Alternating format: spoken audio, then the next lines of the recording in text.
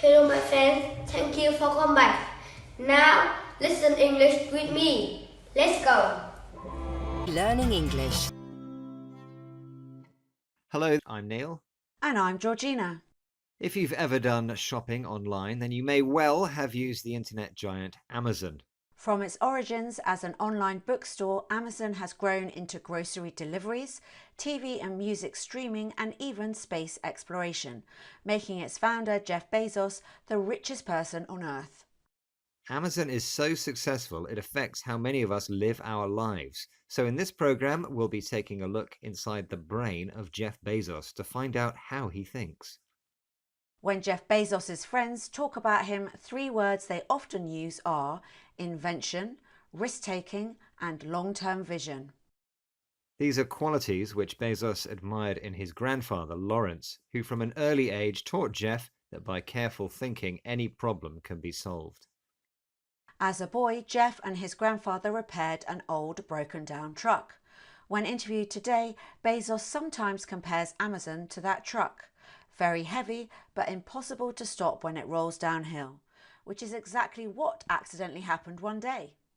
But do you know how the story ends, Georgina? That's my quiz question. What happened when the young Jeff Bezos' car accidentally rolled downhill?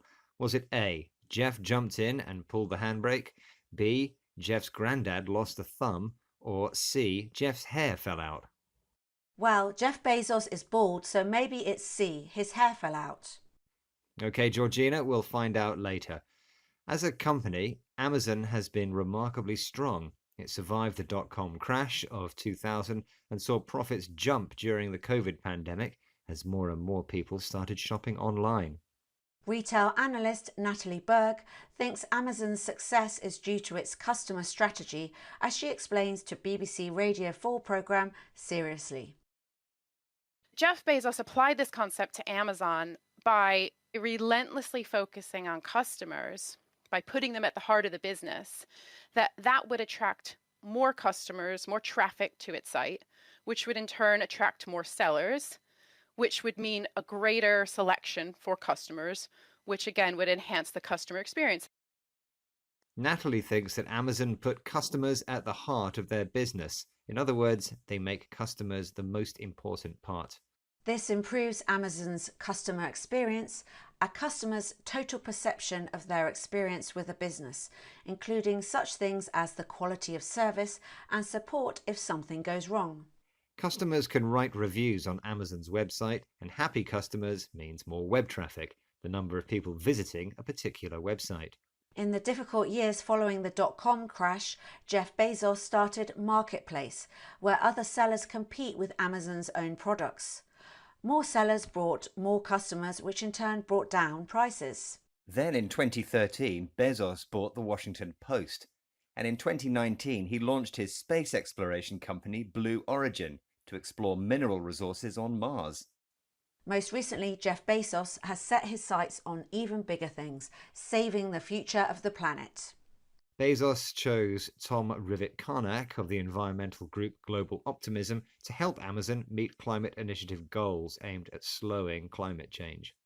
Here is Tom Rivett-Carnac telling David Baker, presenter of BBC Radio 4's Seriously, about his conversation with Jeff Bezos. It did seem to me that it was a legacy issue for him, that he wanted to be on the right side of history. And you don't think it's just greenwashing in the end?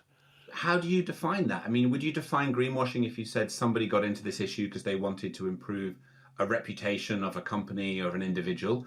Actually, that's fine, right? As long as they do something meaningful and deliver a major outcome. Protecting the planet is what Jeff Bezos wants to be part of his legacy, the achievements of his life that will continue after he dies. In other words, Bezos wants to be on the right side of history, judged to have acted correctly or morally by future generations. Ultimately, though, it's real action on climate change that counts, not just greenwashing. Do you know this new expression, Georgina? Well, I know that whitewashing means trying to hide the truth about something. Right, so greenwashing means trying to make people believe that your company is doing more to protect the environment than it really is. Well, with so many achievements already behind him, I'm sure Jeff has made his grandparents very proud. Which reminds me of your quiz question, Neil. Ah, yes. I asked Georgina what happened when the car Jeff Bezos and his granddad Lawrence were fixing accidentally rolled downhill.